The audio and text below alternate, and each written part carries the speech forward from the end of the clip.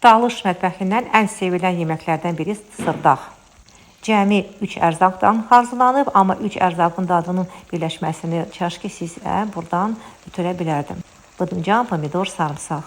O qədər dadlıdır ki, inanın ki, heç badımcanı sevməyən insan hər zaman badımcan xörəkləri yemək istəyəcək. Badımcanı ən birinci ziqzaq formasında doğrayırıq və ortasından 4 yerə bölüb gül formasını veririk.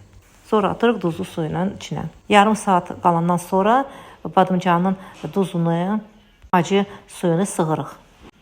Pomidorları yaxşıca doğrayırıq istəyən formadan. Bir baş soğan, sarımsağı da qəşəngcə doğrayırıq.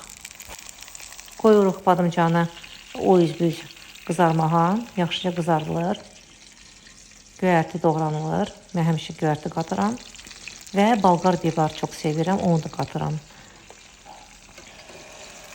Görürsünüz, badımcanlar qəşəng qızarıb. Sonra pomidorları, doğranmış pomidorları qatırıq. Pomidoru qatandan sonra qazın xodunu alırıq.